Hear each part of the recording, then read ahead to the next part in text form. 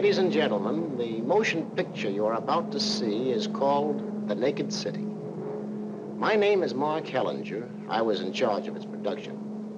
And I may as well tell you frankly that it's a bit different from most films you've ever seen. It was written by Albert Maltz and Malvin Wall, photographed by William Daniels, and directed by Jules Dassin. As you see, we're flying over an island, a city, a particular city. And this is a story of a number of people, and a story also of the city itself. It was not photographed in a studio. Quite the contrary. Barry Fitzgerald, our star, Howard Duff, Dorothy Hart, Don Taylor, Ted DeCorsia, and the other actors played out their roles on the streets, in the apartment houses, in the skyscrapers of New York itself. And along with them, a great many thousand New Yorkers played out their roles also. This is the city as it is. Hot summer pavements, the children at play, the buildings in their naked stone, the people without makeup. Well, let's begin our story this way. It's 1 o'clock in the morning on a hot summer night. And this is the face of New York when it's asleep. Or as nearly asleep as any city ever is. Bad hunting on Wall Street at night. No bulls, no bears, no lambs. A bank is a lonely place at this hour. And even a theater has lost its magic. A question. Do the machines in a factory ever need rest? Does a ship ever feel tired? Or is it only people who are so weary at night? There is a pulse to a city, and it never stops beating. And some people earn their bread at night. Sometimes I think this world is made up of nothing but dirty feet. It's wonderful working on a newspaper. You meet such interesting people.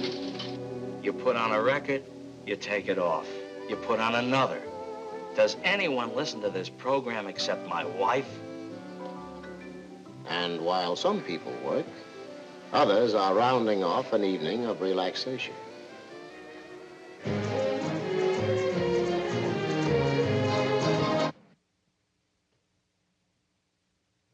And still another is at the close of her life.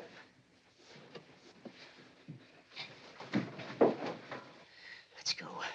Don't be a fool. This has got to be sure.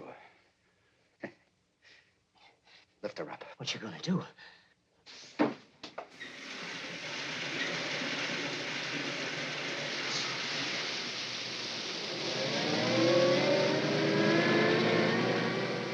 A hot night has worked its way toward dawn. Texas beef for New York markets. Uncle Harry's letter gets an early start. Everything as usual, the morning routine. And even this, too, can be called routine in a city of 8 million people. I've done a lot of things. But I never killed nobody. I'm gonna stay drunk a long time. I don't know what I'm gonna say to God when my time comes. He's got a big heart, I'm told, but he don't like it. Thought you were off the liquor. Liquor is bad. Weakens your character.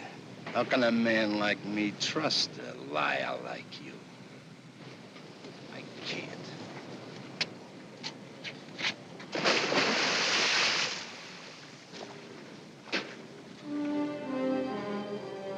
It's an hour later now, 6 a.m.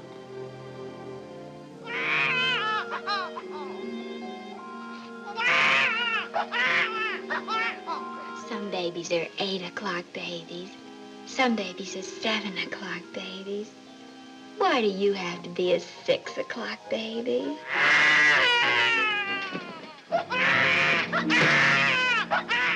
Oi, Teddy, no matter where you roam, Don't forget your country or the ones you left at home. Write a letter now and then and send me all you can. But Paddy dear, sure don't forget you are an Irishman. And now it's time to go to work. Eat and run, buddy. Goodbye, Mrs. Halloran. Goodbye, Mr. Halloran. Yeah, come on, you little Indian. On your horse. See you tonight, Mac. So long, Bud. Now, Mr. Halloran. Hi, kids. Gonna be a scorcher today. Yeah, so next week I'll get my vacation. It'll be freezing. She went to Jones's Beach last night. Had a picnic. With her boyfriend? Yeah. Did he get fresh again? Yeah. Gee, she was born with a silver spoon.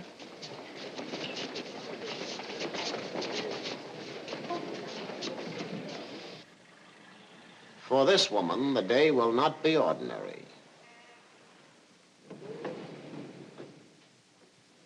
Martha Swenson, 42 years old, a widow.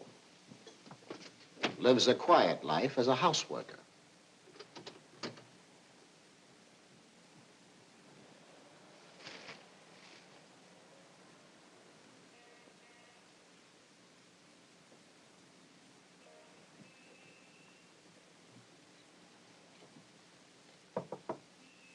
Miss Dexter?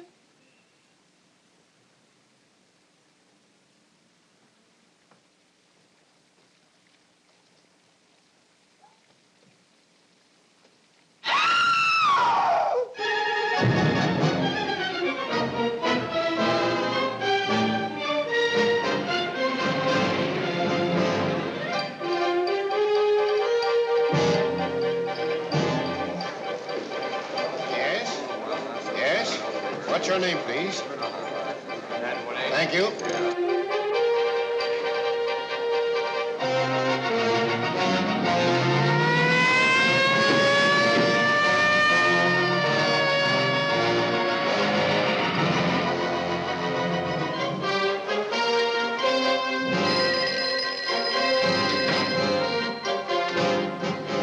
Hello?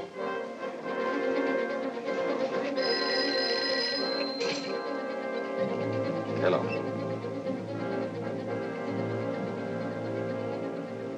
The 10th Precinct Station is in the Chelsea district of New York. A rather shabby building on a rather shabby street. Acts of violence in Manhattan are reported to the 3rd floor of this building. Because here, rather quietly, the homicide squad does its work. Sometimes I wonder what the human heart is made out of. My wife, rest her soul, always said she'd rather look into a man's heart than into his head, that you could tell more about him. Just came in, Captain. Morning, Lieutenant. Hi, Dave. You're free, aren't you, Dan? Haven't had a hard day's work since yesterday. Woman drowned in the bathtub. Who's to do my leg work? How about that Halloran again? All right, I like the boy. How's he doing? Oh, he's making the same mistakes I made at his age. That's too bad. I thought he showed promise.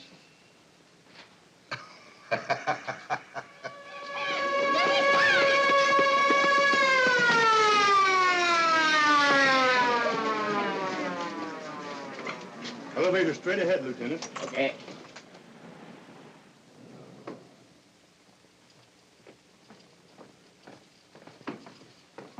Who's on the job? Sergeant Schaefer, 20th Squad. Morning, Lieutenant. Hi, Schaefer. Well, what's the story? The dead woman's name was Jean Dexter, 26 years old, unmarried. She used to be a dress model at Grace Hewitt's on West 57th Street. Parents live in Lakewood, New Jersey. Her name is Batory. That's Polish. Her name used to be Mary Batory until she came to New York. The ambulance doctor said she died of drowning. That's all I have. This her? Yeah. Martha Swenson, the woman's housekeeper, she found the body. Mr. Harvey, he's the house superintendent. He called headquarters. Where's the body? In there.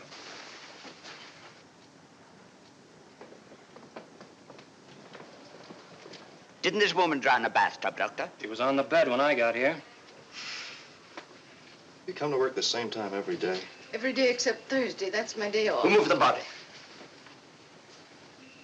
When I came in and saw her like that in the tub. I called Mr. Harvey here. He helped me. You should have waited for the police. Both of you should have known better. I was so upset. Dan, say, Dan.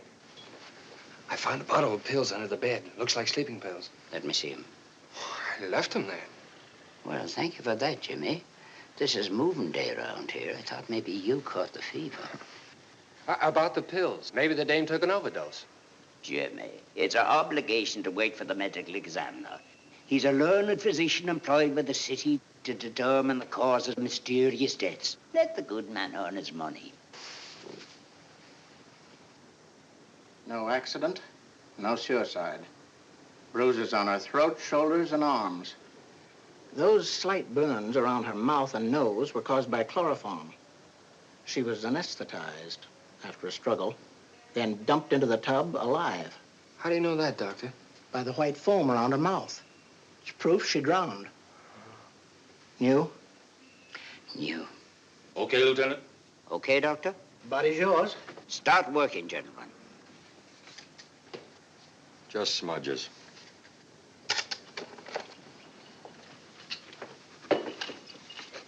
Dan! Men's pajamas. Found them in the laundry hamper. No visible laundry marks, no label. Real fancy. You don't get these for $3.95. Nick, pick up these pajamas on your way out. I want them checked right down the line.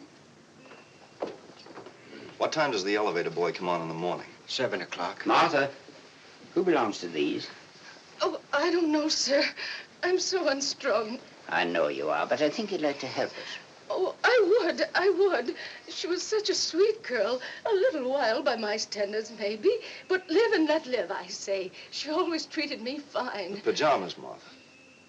Oh, I'm all in pieces. Martha? Well, they could belong to Mr. Henderson. What's Mr. Henderson's first name?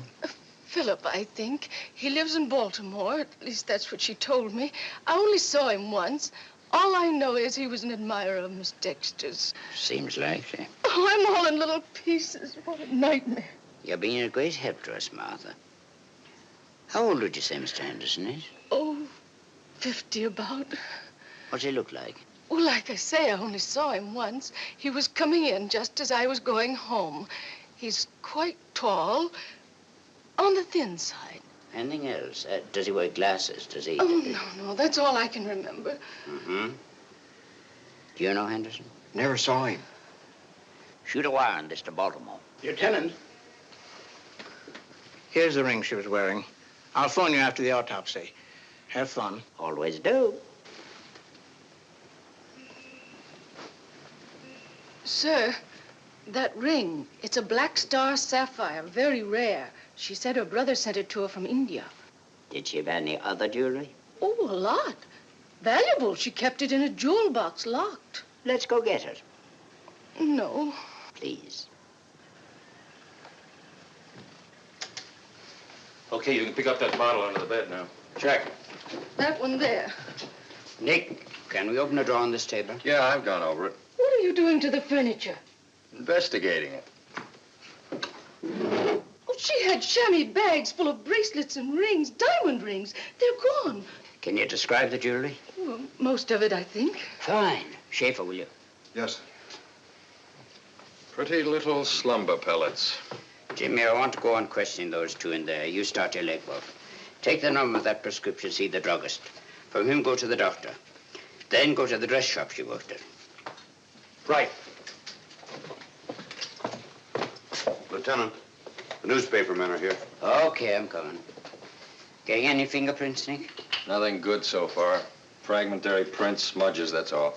Looks to me like a heavy case. A heavy case. An investigation for murder is now underway. It will advance methodically, by trial and error, by asking 1,000 questions to get one answer, by brain work and leg work. When it comes to leg work, Detective Jimmy Halloran is an expert. In the war, he walked halfway across Europe with a rifle in his hand. Up until 3 months ago, he was pounding a beat in the Bronx. And now he's playing butt in a city of 8 million people.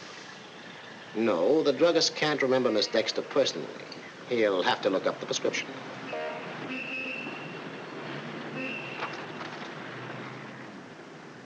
Oh, yes, here it is. The doctor's name was Lawrence Stoneman, office in the Chafee Building.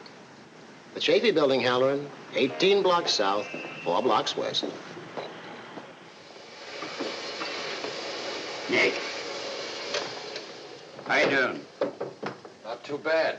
Found these 2 hairs in the rug. Mm-hmm. Getting any fingerprints? Nothing good yet. Thanks. Martha, aside from Mr. Henderson, did Miss Dexter have any other men friends? None that I know of, sir. Just this Niles man, Frank Niles. Oh, a lovely man. What are you doing? Don't mind me. Just admiring your hair.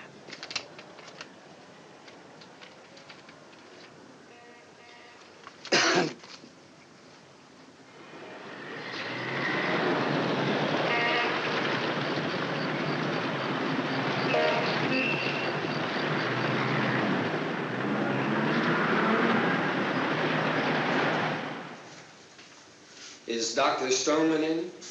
Do you have an appointment? I'm from the police department. It's quite important. Follow me, please.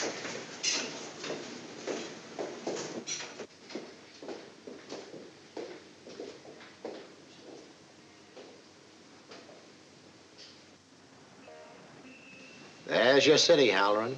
Take a good look. Jean Dexter is dead, and the answer must be somewhere down there. Yes, sir. What can I do for you? Have a seat. Thank you. I want to ask you about a patient of yours, Jean Dexter. Dexter? You wrote a prescription for her about 2 weeks ago. Sleeping pills. Yes, a blonde girl. Very handsome, I remember now. Dexter. You from the local precinct, officer? Homicide. Oh, don't tell me that girl murdered someone. Someone murdered her. What? When? Last night sometime. What do you want to know? Well, whatever you can tell me about her. She needed a good spanking. Took stimulants by day and needed sleeping pills at night. I told her to go slow, but no, life was too short for her. Can you tell me anything about the way she lived? Her friends? No, nothing. I saw her only that one visit. I guess that's all, Doc. Thank you. The dress shop is next, Halloran. Grace Hewitt's on West 57th Street.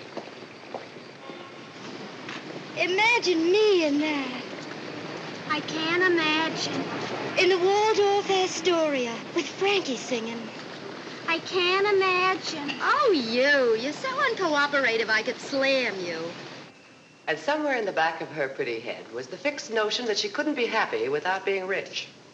I don't think Jean ever would have married unless the man had money. Real money. Why did you fire her? Gentlemen sometimes come here with their wives. When Jean Dexter modeled, many of them left my shop a little too interested in her. Their wives didn't like it, and neither did I. I see. Can I talk to her friend now, the model you spoke about? Ruth Morrison? Yes, I'll call her. It's getting late. We better go. So what if we're late? The boss will holler. Let him holler. Strengthen his lungs. Miss Morrison, I understand you modeled with Jean Dexter. Do you know anybody who has cause to dislike her? No. How about Mrs. Henderson? Who's she? Well, Mr. Henderson and Miss Dexter are quite friendly, aren't they? She never told me of a man named Henderson. Are you sure? Really, Mr. Halloran, Jean's my friend. I don't think I want to answer any more questions unless you tell me why you're asking them. She was found dead this morning. Hey, look at the whale. A whale should stay in the water. Hey, I'm mighty. I'll cut your heads off. Back here, coyote. Such language. In front of a police station, too.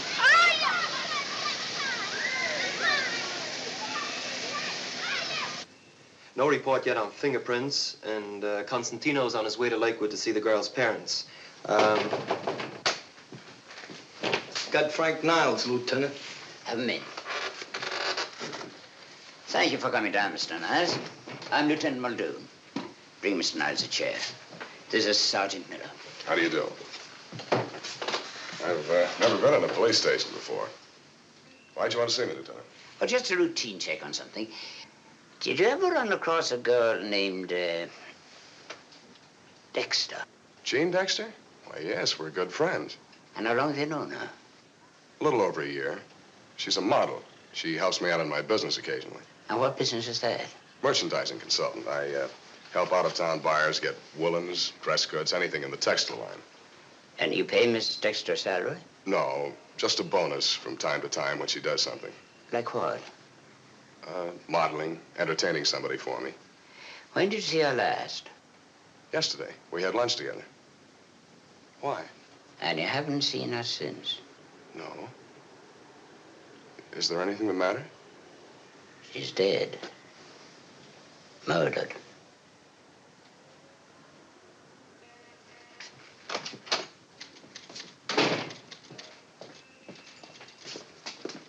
Hi, Pearlie. Hiya.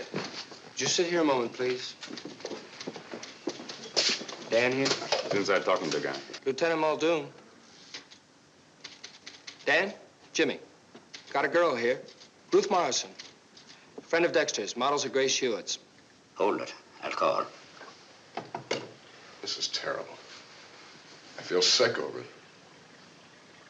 My hands haven't trembled like this since I was in the South Pacific. Oh, what happened to you there? Oh, my first time in combat. What outfit were you in? 77. Say, I think I had a cousin in that one. It's a New York division, isn't it? Yes. Corporal James Dennis. No, I don't remember him. I was the captain. Thank you, Dave. We won't need you anymore. Excuse me. We want to find the person who murdered Jean Dexter, Mr. Niles. Anything I can tell you. Do you know anybody who might have had a reason to kill her? Everybody liked Jean. Do you happen to know a friend of Miss Dexter's called Ruth Morrison? Ruth Morrison? No. Yes. She's a model, isn't she? Yeah, I think so. How well do you know her? Oh, I met her at parties once or twice that Jean gave. And how long did you know Miss Dexter? About a year. See her often? Well, yes, Frank, why are you here? Why, hello, Ruth. You don't think he could have been involved in Jean's death? He hardly knew her. How do you know? Well, of course I know. Frank and I are engaged. Congratulations.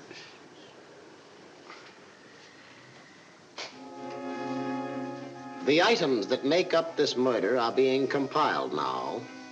They'll be listed in a folder marked Dexter, Jean, along with some questions.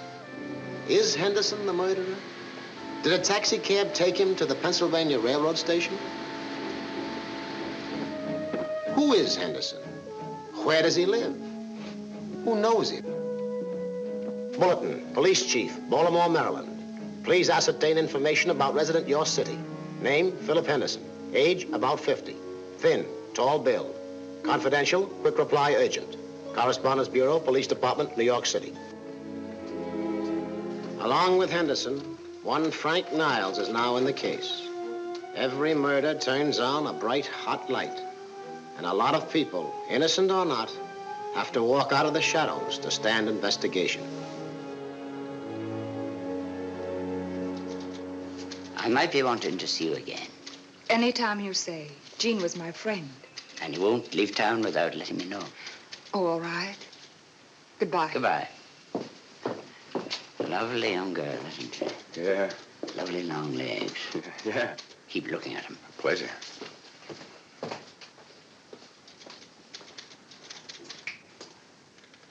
Yeah. Uh-huh. Thanks. Couple of things. One, medical examiner called in. Dexter died between 1 and 2 a.m. I see. And here are a few interesting items on our friend inside.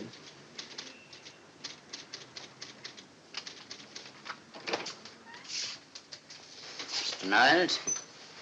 These things happen, Lieutenant. I told you I didn't know Ruth Morrison very well. Now you know that Ruth and I are engaged. Can't blame a man for wanting to keep his fiancée out of a murder case, can you? I never had a fiancée in a murder case.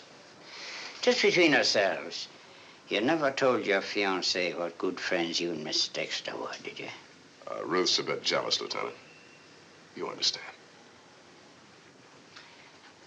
Now, I wonder if there's anything else you told us about yourself that wasn't strictly true. I have no reason to lie to you, Lieutenant. I have a report in front of me that says you never were in the South Pacific, Mr. Niles. You weren't in the 77th Division. You weren't an officer. You weren't even in the Army. All right, I'm a heel. I tried to enlist. They wouldn't take me. I got a trick knee from college football. I just couldn't get in. That's all right with me, but why lie about it?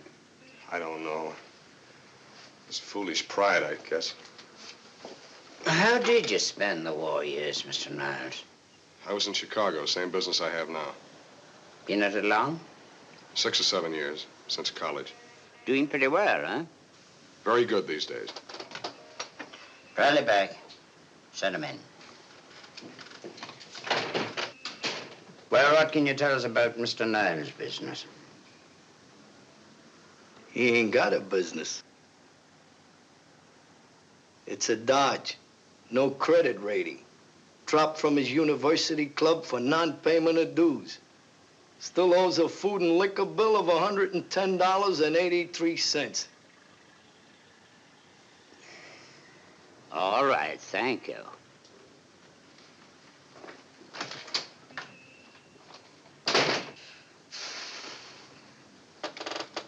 Well, Mr. Niles, I've been 38 years on the force. I've been a cop on the beat. I've been with the safe and loft squad.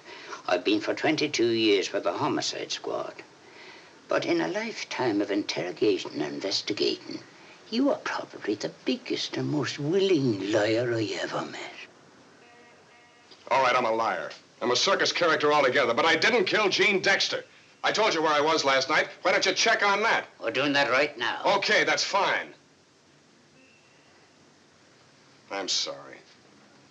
I'm not angry at you, Lieutenant. You're just doing your job. Truth is, I'm ashamed of myself. My parents had money and position. But since I got out of college, I haven't been much of a success. Trying to keep up a front. But I'm only a small-time liar, Lieutenant. On important things, I'm straight as a die. Ask me anything you want. Gene was my friend. I want to help you. You spent nearly $50 last night at the Trinidad Club. Where'd you get the money? I play a sharp game of bridge with Park Avenue friends. I take a flyer on the stock market on inside tips. When I'm hard up, I borrow money. That's the truth. Thank you. Now, about this man Henderson, you say you met him only once in Miss Dexter's apartment. Would you describe him to me? Well, medium height, husky, wore glasses, looked to be about 35. Mm-hmm. Lieutenant Muldoon. Yeah? Oh. All right. Well, Mr. Niles, after telling me a lot of stories about a lot of things, you apparently told me an accurate story of where you were last night. 4 witnesses have placed you in the Trinidad Club at the time Gene Dexter died. I guess you're in the clear, Mr. Niles. I told you, I don't lie about important things. Any more questions? I guess not. I'm not as much of a heel as I sound, Lieutenant. I'm trying to catch on to a job in industry. Maybe someday I will. I wish you luck. Goodbye, then. Goodbye. Put 2 men on him in 3 shifts. And listen, not a word about him to the newspaper men. Niles isn't even in this case.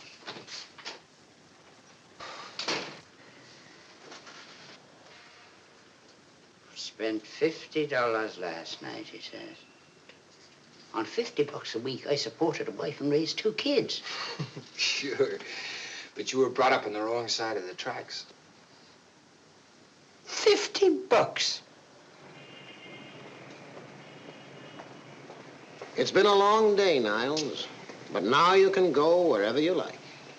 Except that 2 men will follow you day and night. 2 men in 3 shifts. That makes 6 altogether.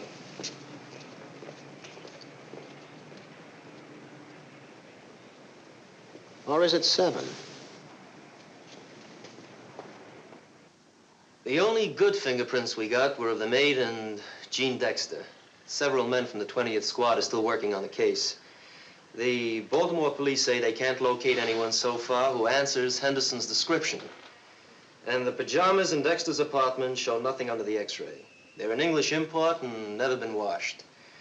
All stores that carry the line are being checked. That's it, Captain. Very little to go on. This man Miles, how's his alibi for last night? He seems in the clear. So does everyone else we connected with so far. So, that means Mr. Henderson is our only suspect. Well, what about this man? Think so, Dan? Hmm? Who's he? McGillicuddy is Dan's name for any unknown party in the case. You mean 2 men did the murder? Maybe there were 5. All I know is there was more than one. How do you know that? Excuse me. Now look, this is a bed. For the moment, I'm an attractive little lady. How would you force the anesthetic on me, Mr. Henderson? Well, I'd take the anesthetic. I guess the best way would be to stand behind. Like this. Correct. That's the way one man would do it. But we just got these photographs. They show finger marks on both arms. That means a man stood behind her and held her arms with both hands, while Henderson or someone else applied the anesthetic. A strong man with thick, strong fingers. And that man was my old friend, Joseph E. McGillicuddy. You're right, Dan. Now we have to find 2 men. You'll have to find them. I'm busy with half a dozen other cases. Gentlemen? So long. Need me anymore? Goodbye, Paddy. No matter where you roam, don't forget your country or the ones you left at home. A heavy case. Write a letter now and then and send me all you can. Say, Dan, there's an old dame outside says she can crack the Dexter case. Have a read.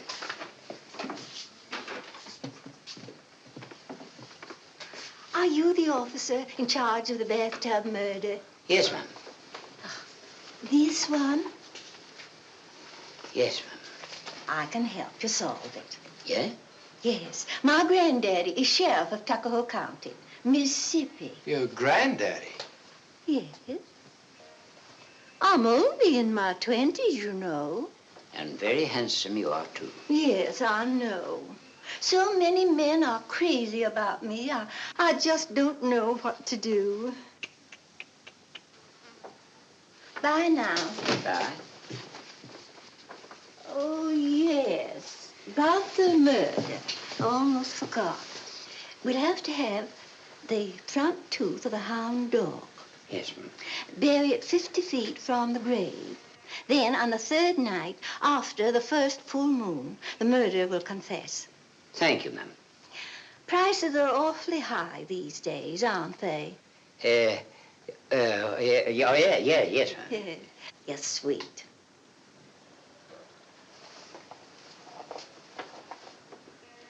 Bye now.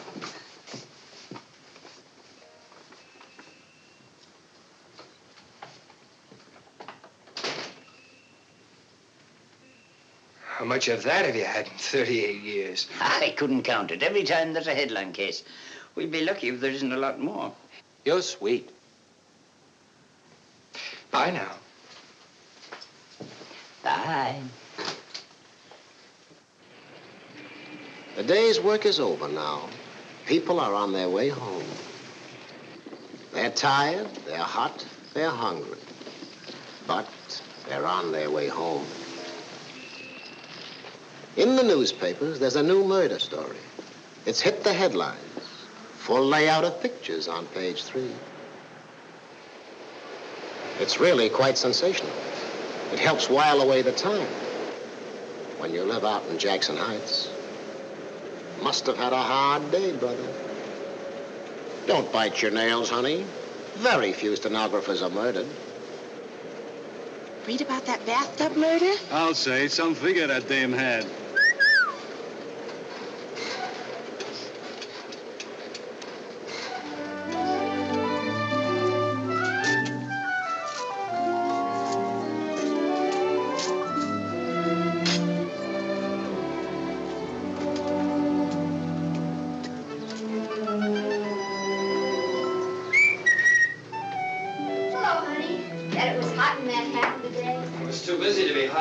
a new case.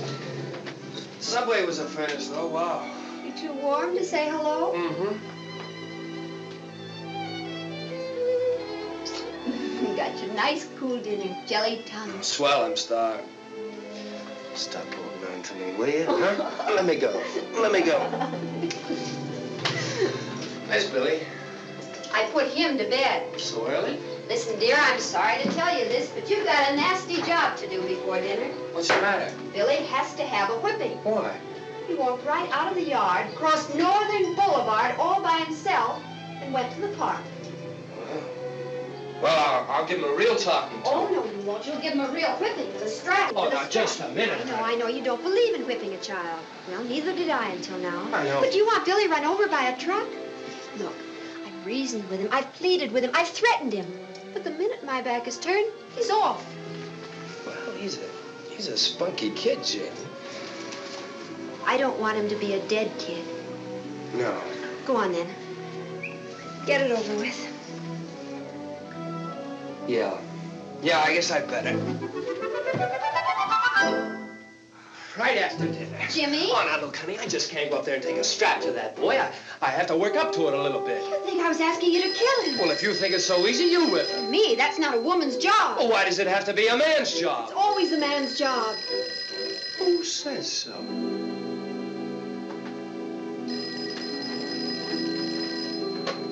Hello. Oh, yes, Dan. Yes. Right away. Sure.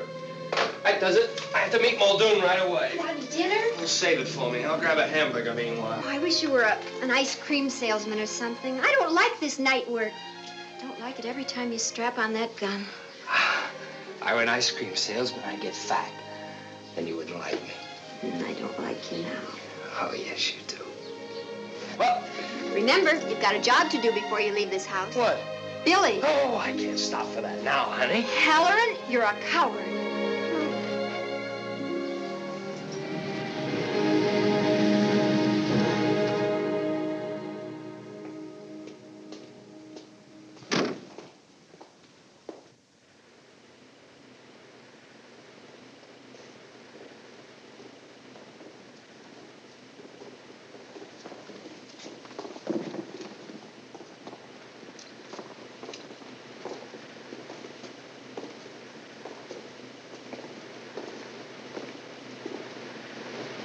This is Lieutenant Muldoon, Mr. and Mrs. Vittori, the girl's parents.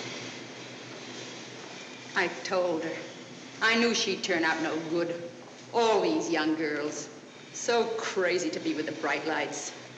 No bright lights for her now, is there? She's at rest now, Mrs. Vittori. No, her kind of dead don't rest. What about us? The scandal. My husband's a gardener. He works for a banker, a highly respectable gentleman. He'll get fired now. I hate her. I hate her. Oh. Never mind, I hate her. I say it out straight. So fancy she was. Even had to change her name. We'd better go in now. Would you please follow the nurse?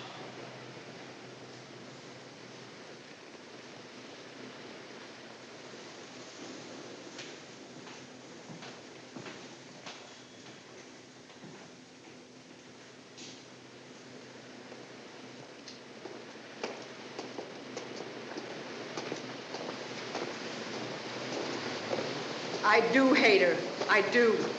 I warned her. 1,000,000 times I warned her. I hate her. I hate her for what she's done to us.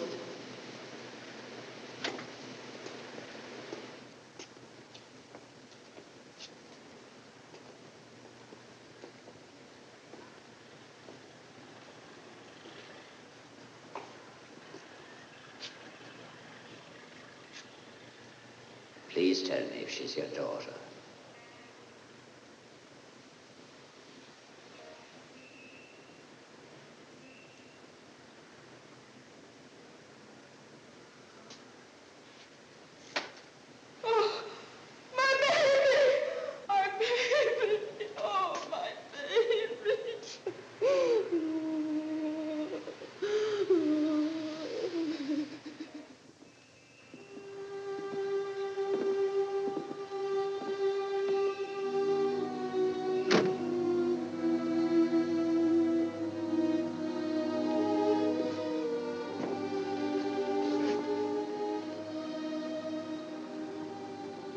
I feel better now. The ride was good for me. Are you sure you want to go home tonight? We can get you a room at a hotel. We'll go home. We don't like this place.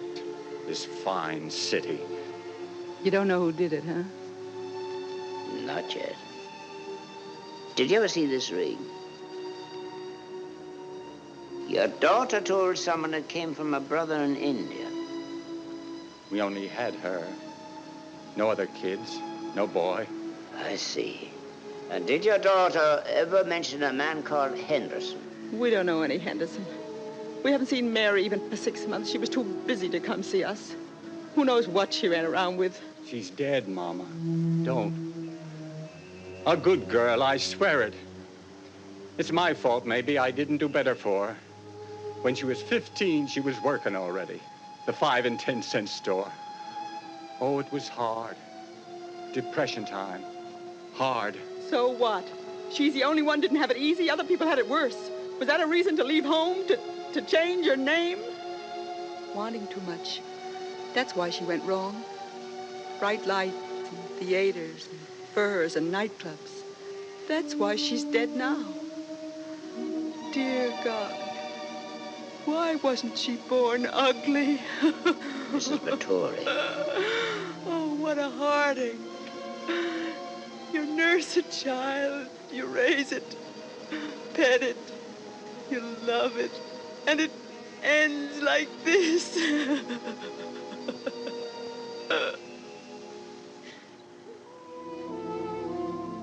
Another day, another ball of fire rising in the summer sky. The city is quiet now, but it will soon be pounding with activity. This time yesterday, Jean Dexter was just another pretty girl. But now she's the marmalade on 10,000 pieces of toast. Hey, Mac, what's doing? Why all the people here? What's doing? What's the matter? You live in Canarsie or something? This is the place where that model was killed. You don't mean it. The bathtub girl, huh? So why didn't she take showers? There's no pattern yet to the Dexter case, just a number of loose threads. When boys go swimming in the East River, for example, why report it to the homicide squad? Look, hey! Just routine. The morgue will take care of it. Nevertheless, some things are moving forward. There'll be a report on this. Dan, this is Dexter's address book. Contact every name listed in it. Keep asking if they heard her talk about Henderson. Okay. Dan, I'd start in on this ring of Dexter's. Canvass every expensive jewelry shop in the city. Maybe Henderson bought it from. Oh, my poor feet. Your poor feet? Be glad you're not a horseback cub. Well, what's with you? Niles sold this about an hour ago to a jeweler on Madison Avenue. Got $600 for it. Wait. Dave, where's that list of stuff that was stolen from Dexter? No, it couldn't be. No watch. No, not here. It's a man's item anyway. An interesting man, that Niles. He operates very strange. Say, how about I check this cigarette case with the department list of all jewelry stolen in the last year or so? All right, I don't think you'll get anything, though. He'd be crazy to unload a stolen item in the middle of a hot case like this. Maybe he is crazy. Not that one. Hiya, Halloran. Here's a question for you. How many jewelry shops in the city of New York? Be patient, you're about to find out. Hi, officer. Just keep checking. Henderson didn't weave those pajamas himself. Hello, Constantino. A detective finds himself in odd places, doesn't he? How about a mud pack? No. Well, how about a permanent? Or how about those eyebrows? Ever have them plucked?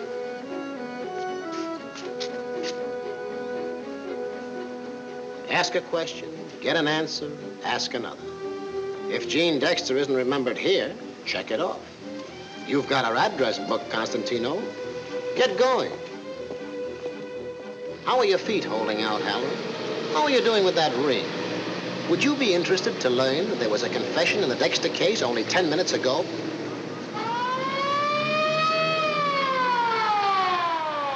Lieutenant Muldoon, what's your hurry?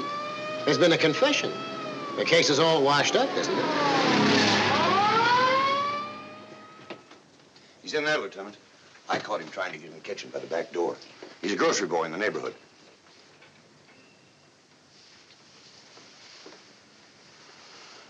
Yes, I did it. I killed her. I want to be punished. I'm guilty. My hands are stained with her blood. Why'd you kill her? She deserved it. For months, I've been watching her. I'd come in here with packages, and there she'd be, in her negligee. Beautiful, but no soul. Immoral. So I did it. I rid the world of her. The knife you stabbed her with, where is it? You'll never find it. Never. I buried it. I buried it. Call Bellevue Hospital Psychiatric Department. It's 7:30 in the evening now. It's been a great day on the Dexter case. Developments? None. New clues? None. Progress? None. Ever try to catch a murderer? It has its depressing moments. Can't see you've missed anything. Boss, I can always trust you to comfort a man. Any word today from Baltimore? No. And Henderson's pajamas were bought last week in a shop on 34th Street. Huh? But not by Henderson, by Jean Dexter. A heavy case. It is, it is. That Niles fella is crazy. The cigarette case Niles sold this morning. It's hot. It was stolen from Dr. Lawrence Stillman. Dexter's position? Yeah, he reported a burglary in his apartment in March. $2,800 worth of stuff. None of it has ever shown up. Here it is on a department list of stolen jewelry for the past year. And that's not all. Niles bought a plane ticket for Mexico City. One way. Leaving when? Tomorrow noon. Want me to pick him up? No. What else did he do today? Had lunch with Ruth Morrison. They held hands for an hour. She went back to his shop. He went to the Park Central and had a swim. He's at Toots Shores now. Buying a plane ticket. Pawning a stolen cigarette case. That's not smart. What is this man, an amateur or something? That's it. That's what's in his heart. Now I know. He's had no experience at being a crook. He's a scared college boy away out in deep water. He's beginning to thrash around now. He's in a panic. Panic over what? I don't know yet, Sam. I don't know yet. And how does this man Stolman figure? Why should Niles pawn a cigarette case belong to him? Dan? Dan, Captain, I got something. Maybe. About what? The Black Star sapphire that Dexter was wearing when she was killed. It didn't belong to her. Huh? She didn't buy it, and Henderson didn't buy it for her. It belongs to Mrs. Hilton, 478 Park Avenue. I found a jeweler who repaired it for her. Starting a murder case and we're up to our neck in stolen jewelry. Mrs. Edgar Hilton, there it is. Black Star sapphire. Part of a $6,200 robbery of her apartment. Did you see this, Mrs. Hilton? I thought you might want to see it. Well, now, that was considered to be a Jimmy. We'll telephone the lady and we'll both go and see her. Have a beer on me, Sam, and throw a pinch of salt over your shoulder. This case is beginning to move.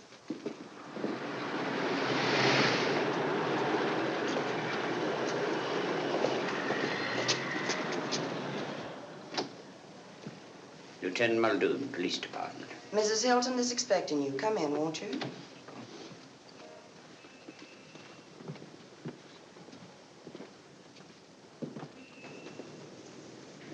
What a nice-looking young man. You're the lieutenant who telephoned me, aren't you? Did you get my jewels back? Is this one of them? Oh, yes, it is. Oh, wonderful. Oh, you wonderful men. Where's the rest? That's all we have. I'm so disappointed. Oh, but this is wonderful. I gave it to my daughter when she graduated from college. She was heartbroken when... Oh, isn't it precious? I love to glitter. It's a fixation. My, but you're nice looking. Oh, sit down, gentlemen. Get comfortable. Young man, sit by me. Mrs. Hilton, is your daughter here? I'd like to speak to her. She's due any minute for dinner. It's her night with Mama. One of those career girls. Has her own apartment, works. That's what you get when you send them to Vassar. Mrs. Hilton, if she doesn't live with you, how is it her ring was stolen from here? But that was last December. She was living with me then. I see. And now I wonder if by any chance... Mother, I'm here. Hello, Margaret. Miles, he's the connection. Easy, lad, easy. Mother. You told me your name was Ruth Morrison, not Hilton. Well, Ruth's my daughter by first marriage. She kept her father's name. How do you know these men? They're investigating Jean Dexter's murder. Jean modeled with me at the shop, Mother. Imagine. Look, darling. My ring. They brought it. Aren't they wonderful? Oh, how did you get it? Your friend was wearing it when she was murdered. Jean. How did she get it? I was hoping her daughter would tell us that. Well, I have no idea. It was stolen with the other things. What did you mean before when you said, Niles, he's the connection? What did you mean, please? He was just wondering, miss, how your ring came to be on her finger. You don't think, Frank. Oh, but that's silly. He hardly knew Jane. Of course. Sit down.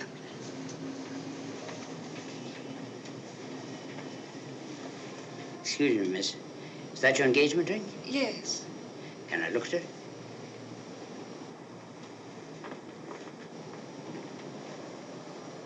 Pearl in an old-fashioned setting.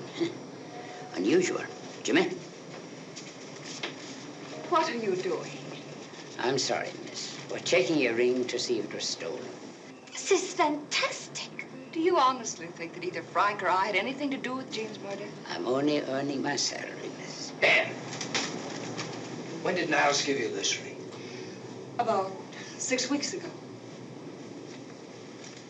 On January the 8th, Mrs. Charles Franklin, 382 Fern Avenue, New Rochelle, reported the loss of this ring in a robbery.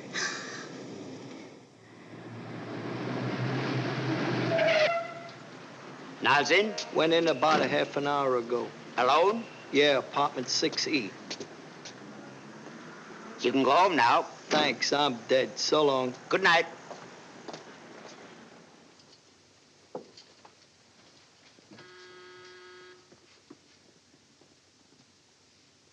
Niles! Niles! Stand back.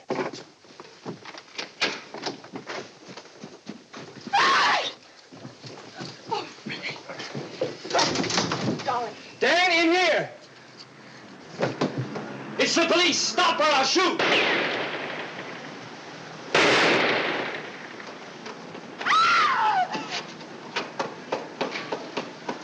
What's the matter? What's going on here? Who is that?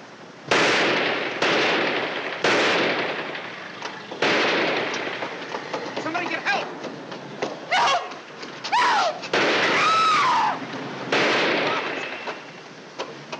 Help!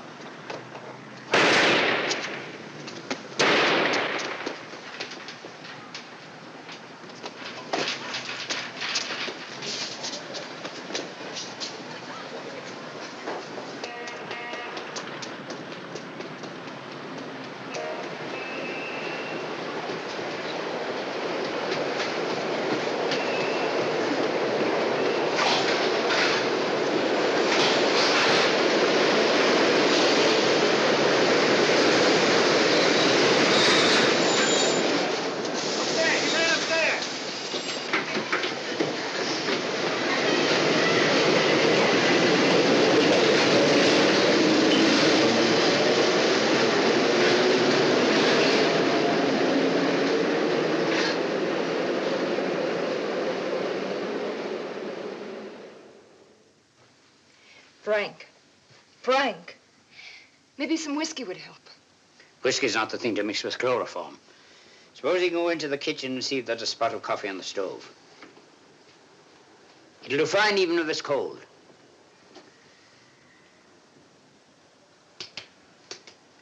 Come on, Miss Sleeping Beauty. Wake up. That's the sweet lad.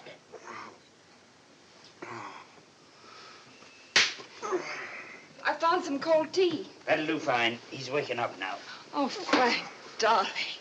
You all right? Oh, Ruth. Oh, sweetheart, I was so worried. Oh, my darling, my darling. A cold tea would do him more good.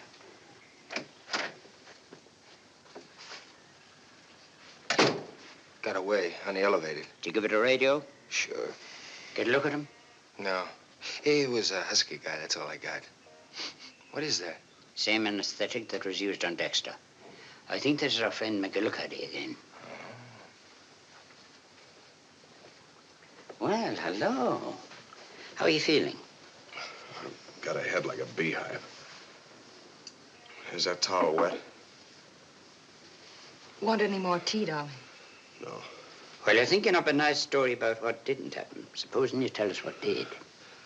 I don't know. Complete blackout, huh? I was packing a bag, and I thought I heard a noise.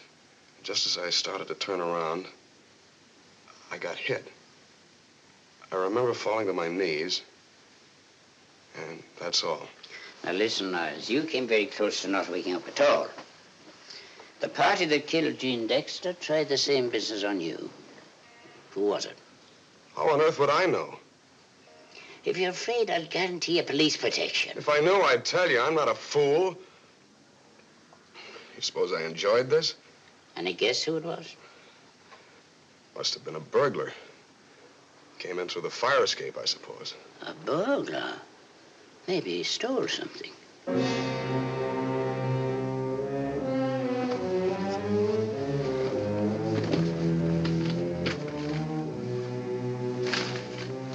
He got it, didn't he? No. No, there's nothing missing. I don't have any valuables. What were you looking for so hard just now? Your BVDs? I thought I forgot this was in my pocket. It's my one valuable. It's expensive. Jimmy?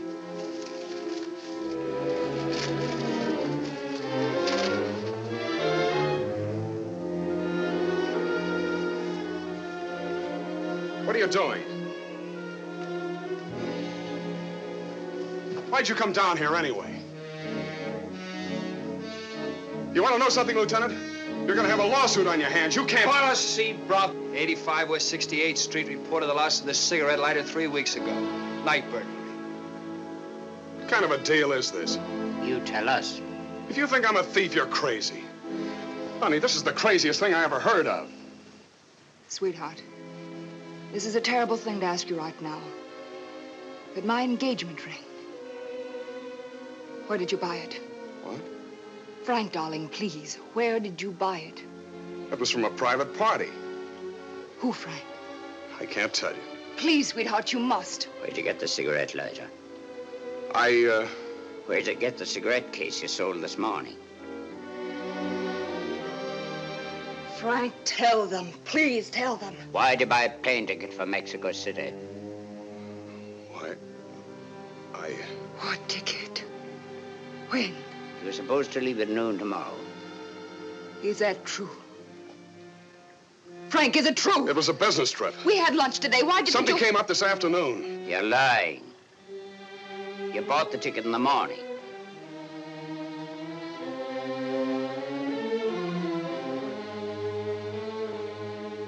You've got the wrong man if you think I stole those things, Lieutenant. I wouldn't steal a piece of bread if I was starving. That isn't the way I was brought up. I come from a decent family. Congratulations. I got that lighter as a present. You can't send me to prison for that. Who gave it to you?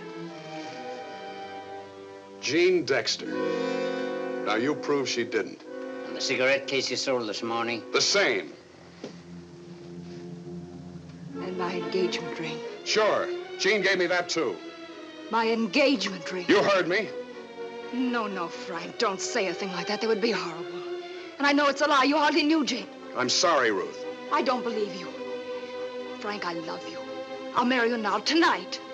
But say you're lying about Gene. If you're a thief, I'll stand by you. I'll go to prison in a pig's eye, I will. Those things were presents. Presents. Your ring was a present. Frank! From Gene. You're lying. You're lying! You're lying! You're lying! You're lying! You're Niles, you're under arrest. Arrest me all you like! But try to prove something against me. Try it! Just try it!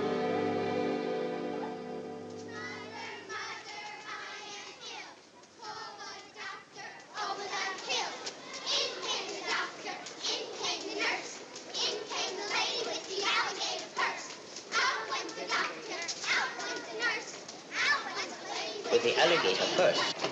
Dan? Yeah. I'm not sure, but I think maybe I found a connection between these jewel burglaries and the Dexter murder. You have? Have you read the autopsy report on Peter Bacalus? Not yet. Well, yesterday morning, some kids swimming in the East River found the body. Medical examiner says he died of drowning, had a head injury, and was full of whiskey. His verdict is accidental death. But look at this. Gene Dexter died between 1 and 2 a.m. Monday morning. This guy Bacalus died between 3 and 6 a.m. the same morning. Well, show me that it's more than a coincidence. I can show you, Dan. But this man had a record. He served 2 years in Sing Sing for stealing jewelry. Now listen. Niles and Dexter were dealing in stolen jewelry, sure. But it was society stuff. What does Bacalus' record show? I didn't think of that. It was small time. Pawn shop burglary in Queens. See? I'm afraid the two cases are miles apart. If we drag every petty jewelry thief into this, we'll go crazy.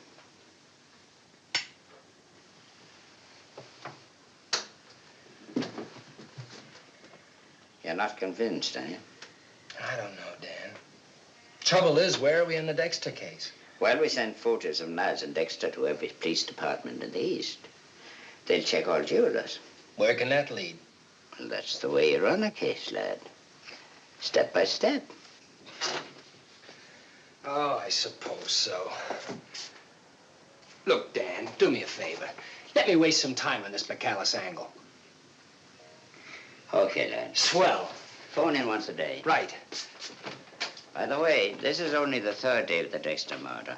The department never calls a case unsolved. Good deal. 20 years from now, I'll put my kid on it.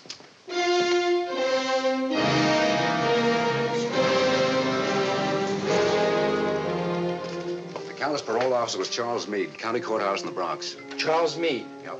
Thanks.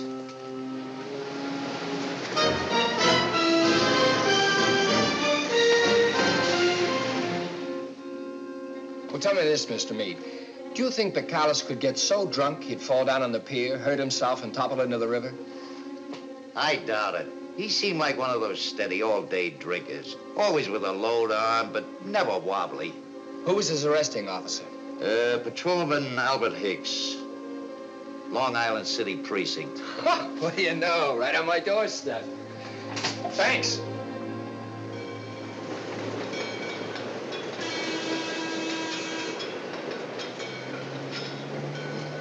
You're Hicks, aren't you? That's right. Detective Howler and Homicide Squad. Hiya. About 2.5 years ago, you arrested a man named Bacalus. Bacalus? Peter Bacalus. Pawn shop entrance. Oh, yeah, I remember. Did he do that job alone?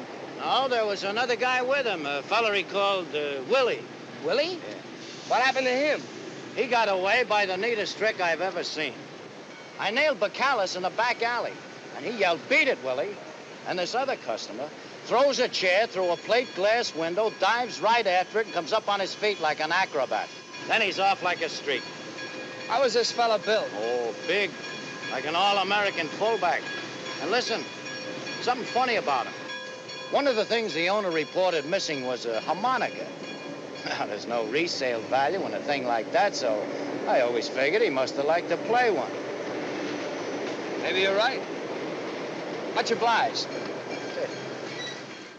Mm-hmm. A big man who's an acrobat, huh?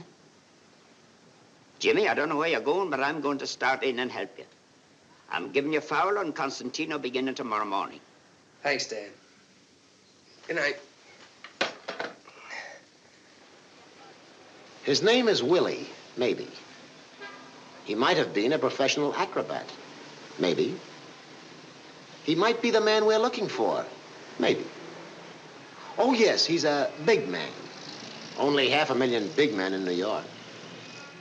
A harmonica player? No, sir, brother. Why, a character like that, I wouldn't even let work out here. Not that I can remember. I've been booking vaudeville acts, circus acts, nightclub acts for 30 years. A lot of queer eggs among them, but an acrobat that played the harmonica. That queer, I never saw one. Hi, Van. Steve Van. Kid. Now go to work a little. Hey, who runs this joint? I do. What do you want? Police. Look, any of you guys ever know a wrestler who liked to play the harmonica? Sure. Willie the harmonica player, Willie Garza. I taught him how to wrestle. You didn't teach him so good. I pulverized him in Pittsburgh 5 years ago. Where is he now? I wish I knew. He borrowed $38 from me once, never paid me back. Where did he used to live? I don't know. In Staten Island, with his brother. What's his brother's name? Garza. All brothers got the same name. I mean his first name. I don't know. Okay. Hi, Van. Steve Van.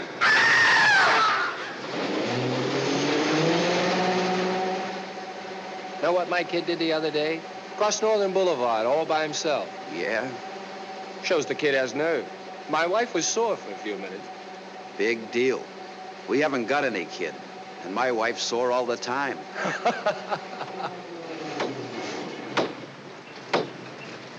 Which one of you is Garza? Garza. Hey, Eddie. Come on. Your wife just told us where we could find you. We're looking for your brother, Willie. Me and my brother Willie ain't got nothing to do with each other. He's no good. When'd you see him last?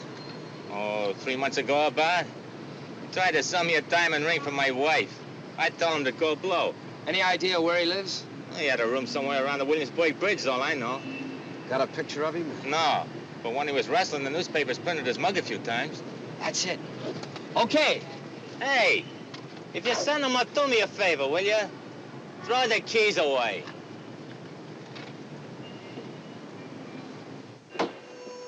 This is New York's East Side, and a former wrestler named Willie Garza lives somewhere around here. The homicide squad wants to talk to him, if they can find him.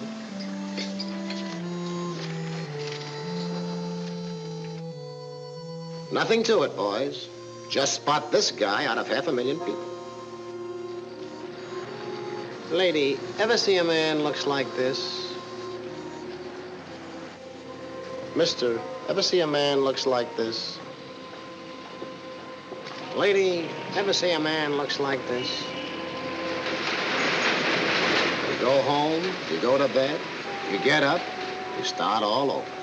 Mister, ever see a man looks like this?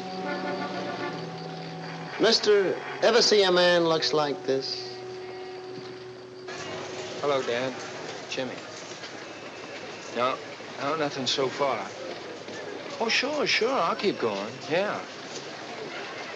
What's doing at your end? Doing fine here. I'm talking to that clean-cut young American beauty again. Yeah, I think he's going to tell us something this morning. Okay, report in.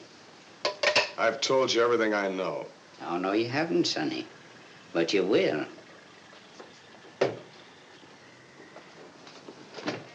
Come in, Mr. McCormick. You recognize this man? I certainly do. Stop that. Sit down. Any more of that, and you'll get yourself in trouble. You're getting quite a slapping around these days, aren't you? I came all the way down from Boston to do that. That smooth-talking crook came to me with an introduction I had to honor. He gave me a song and dance. His sister was terribly ill, needed an operation. He was trying to sell her jewels. I paid him over $3,000. Now it turns out to be stolen property. You paying him to say that, Muldoon? You still can't prove anything. I can. I run my business with great care. This is the letter of introduction he brought with him. Dr. Lawrence Stoneman. Dr. Stoneman treated my mother some years ago. I had to honor his letter. Will you wait outside, Mr. McCormick? How do you get a letter of introduction from a man like Stoneman? You're going to the penitentiary, Niles, but from now on, the length of your sentence depends on you. Stealing jewelry is one thing. Murder is different. You know I didn't kill her. I was at the Trinidad Club. I have witnesses. Then who did kill her? I don't know. Who's Henderson? I don't know. Listen, young fella. The picnic is over. I know you've told your last lie. You're knee-deep in stolen jewelry. You're involved in the Dexter murder. You've been trying to obstruct justice all along the line.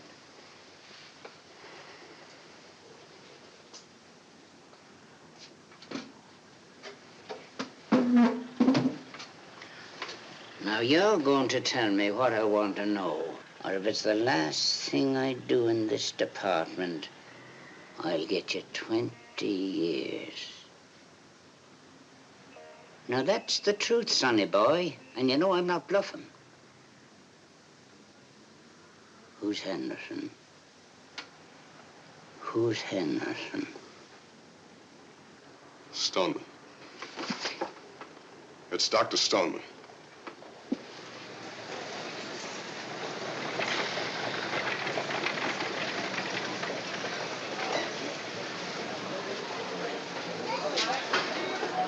Got any cold root beer?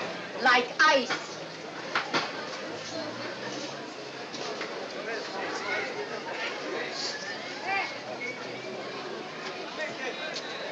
Ever see this man? He's a box fighter. Wrestler. Wrestler, boxing, what do I know? High sense, please. He's a fellow who likes to play the, whatchamacallit. The harmonica. Yes. Sure, I know him. Willie. Where does he live? This street someplace. What house? Down the street someplace? I don't know. Where's the phone? Mister. Who are you, mister? You from a collection agency, maybe? Ben, this is Jimmy. Dan there? Oh. But now look, when he gets back, tell him I've located Garza. Yeah. On Norfolk Street, between Rivington and Houston. Right. Okay. Bye. By me, Willie is a nice fellow. A man likes kids, he's nice. Any little kid asks him, Willie plays the, whatchamacallit. I don't want I should make trouble for him. Don't worry. Mister, you don't want your root beer?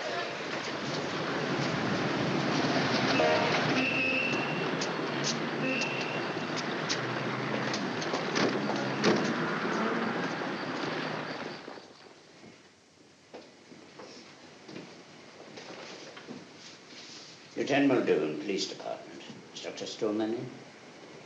He's in the X-ray room. Where's his office? Straight ahead. I want you to do exactly as I tell you, miss. Tell the patients while they're waiting they have to leave. Do as I say, miss.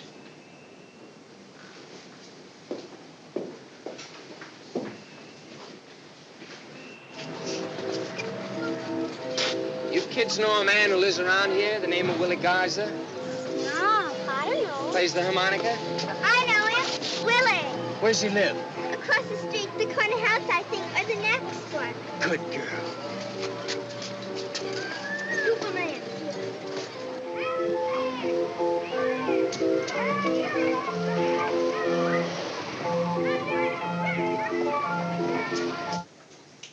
Here, sit there.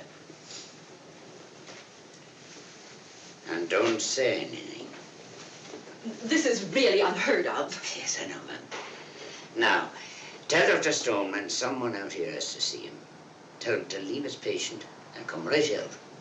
And don't tell him anything else. Miss, use the, this thing.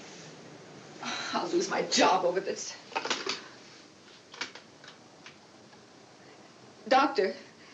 There's someone here. He has to see you. You have to come out right now. You must, Doctor. Right now, you must.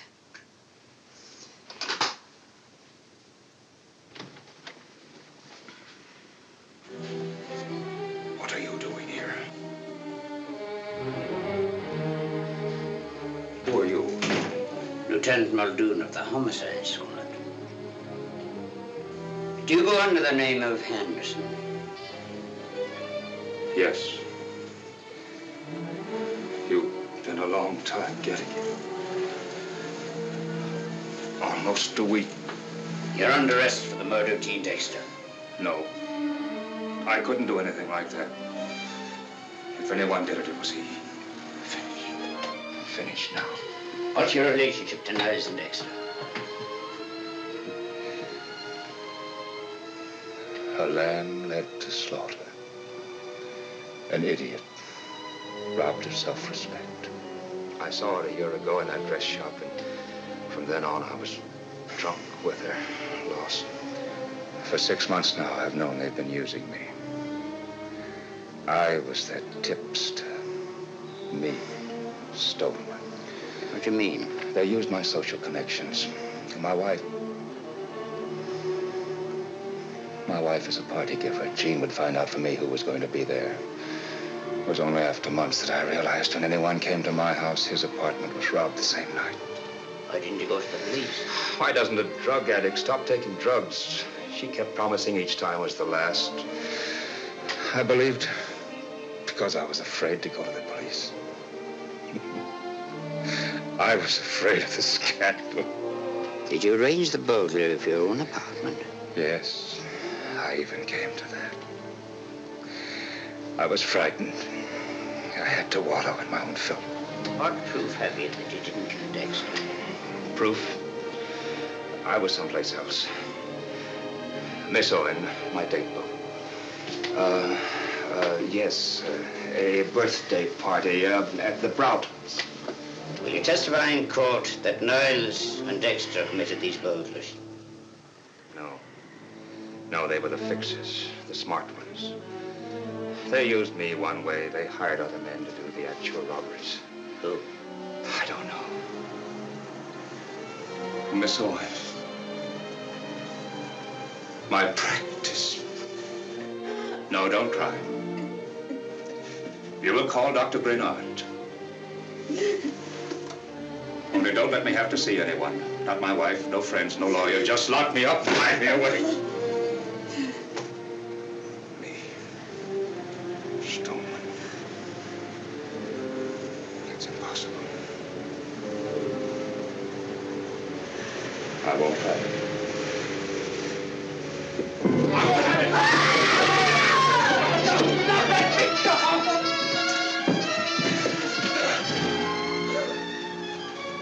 I don't know much about medicine, Doctor, but I'm pretty sure that's one prescription that never cured anything.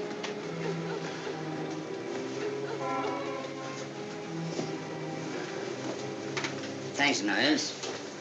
And now that you've finally decided to cooperate, why not go the whole way? You're not stupid. You're hooked and you know it.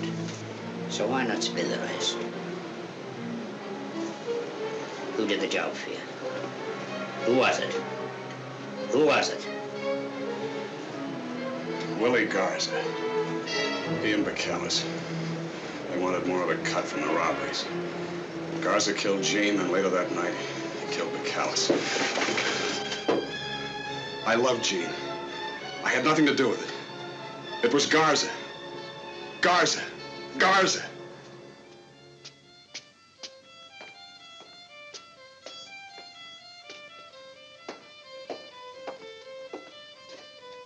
Ebbene, ma un po' più di emozione. Un'altra volta. Come on in. Oh. I thought it was the janitor for the rent. Who are you? Don't mind me. I'm just having a little workout. My name's Hockey. I work up at Bellevue Hospital. You Willie Garza? That's me. You ever seen me wrestle? I wasn't so bad. No, I never did.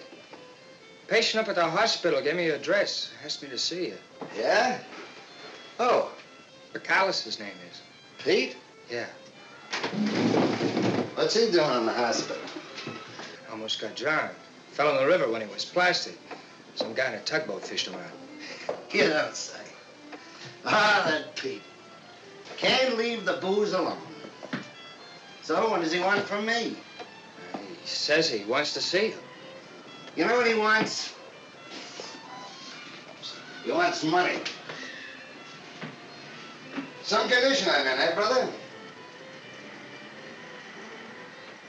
Don't smoke. Don't drink. So, Pete wants money again, right? Ah, that Pete. You know what you can tell him, buddy?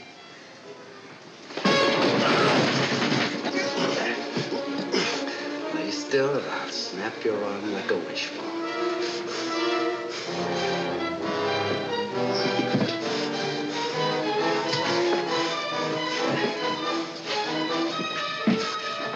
Get up.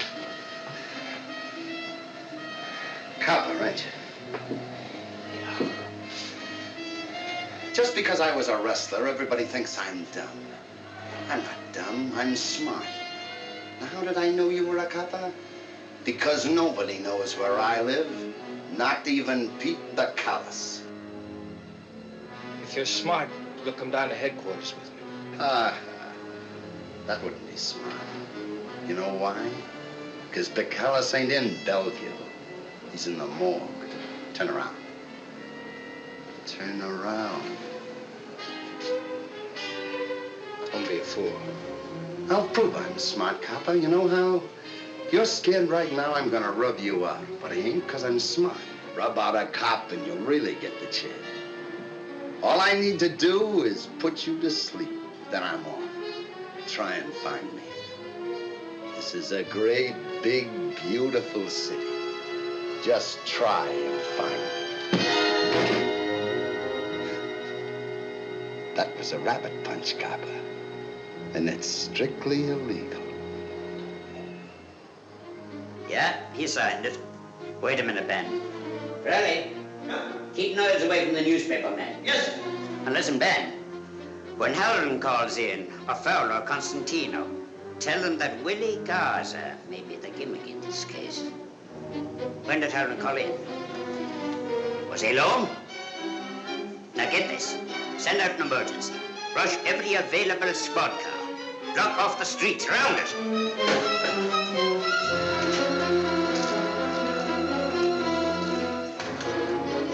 Boundary line, 5th and 7th precincts to signal 32. The address, Rivington Street between Essex and Norfolk. Cars 702, 5th precinct, 509, 7th precinct, and 110 will respond. Use caution, emergency service truck responding. Attention all cars, particular attention cars in lower Manhattan. In connection with the signal 32, block off and surround both sides of the street. Be on the lookout for 2 men. 1, Detective James Halloran, 26 years old. 2, William Garza, wanted in connection with a homicide in the 20th precinct. Proceed cautiously. Garza may be armed.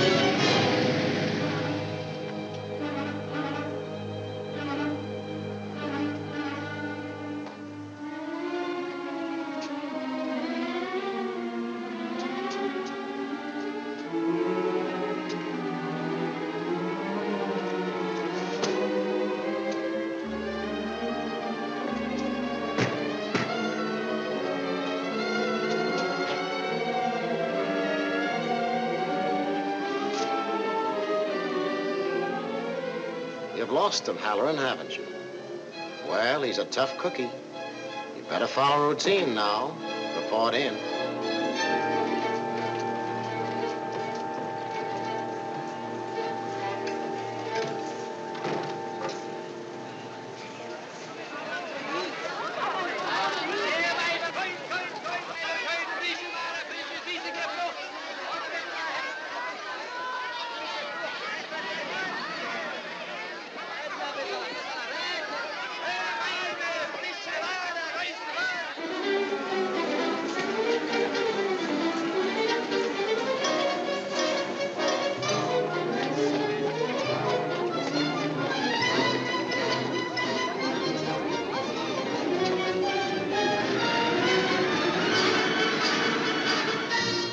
Cops are on a manhunt, Garza. You need a plan. You've got to get out of this neighborhood. Stop and look at a tie. Maybe you're being shadowed. Lady, ever see a man looks like this? You gotta get out of this neighborhood, Garza. That's it. A crowded bus is safer for you than a taxi. Tough luck, but you can't wait for the next one. How about the subway?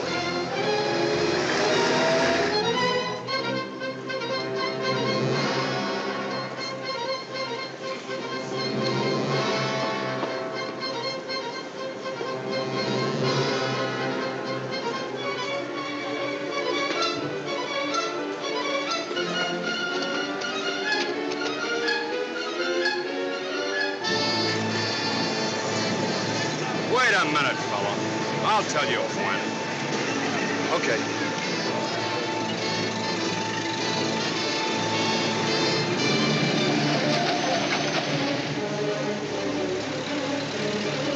Take it easy, Garza.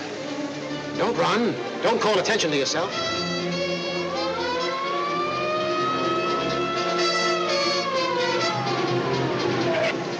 Dan, Garza's the guy. I know. Where is he? I don't know, I lost him. But he's around here someplace. It's only an accident, Garza. Pass it off. Don't lose your head. Don't lose your head. Now remember, boys, we're in a crowded neighborhood. Now here's what we do.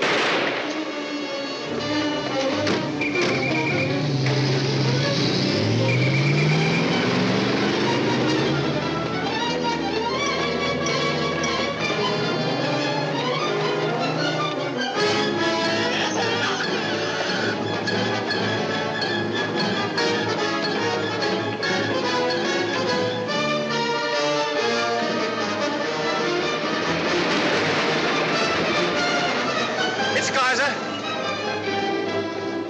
Dan, it's Garza. Halloran's after him. They're running towards the Brooklyn end. You stay with Halloran. Don't shoot unless you have to. You two stay with him.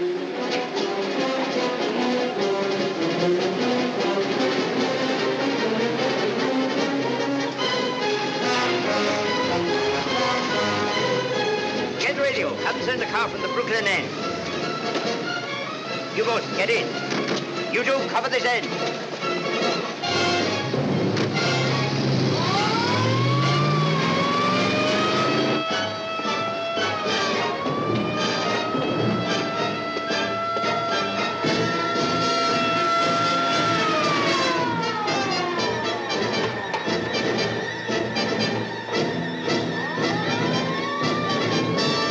That tower up ahead on the left.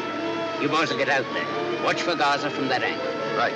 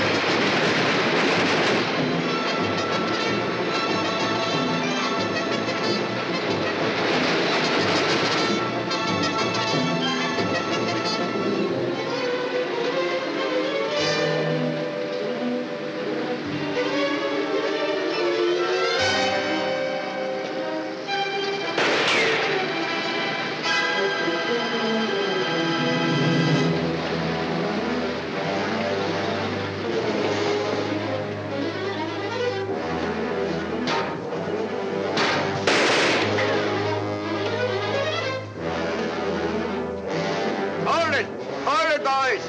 Come on down. We want no dead heroes. There's no place he can go to now.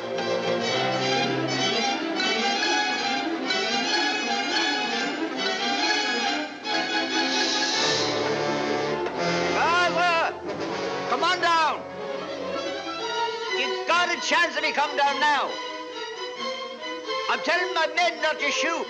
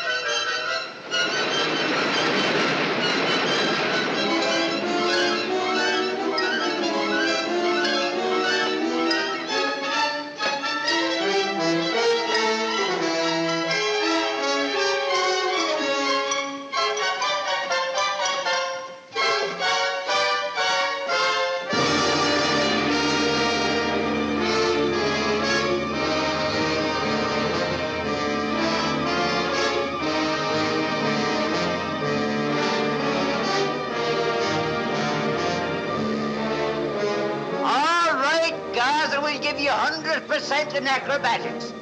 Now will you come down under your own power, or do you want a little persuasion? What do you say, Gaza?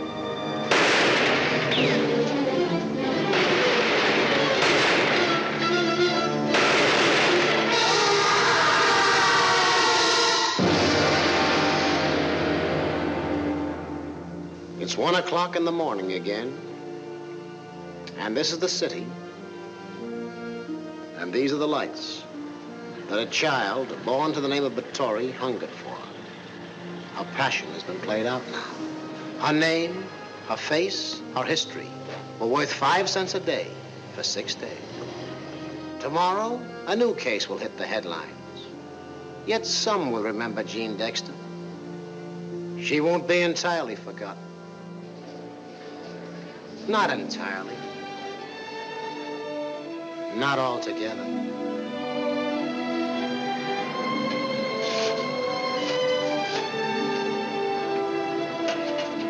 There are 8 million stories in the naked city. This has been one of them.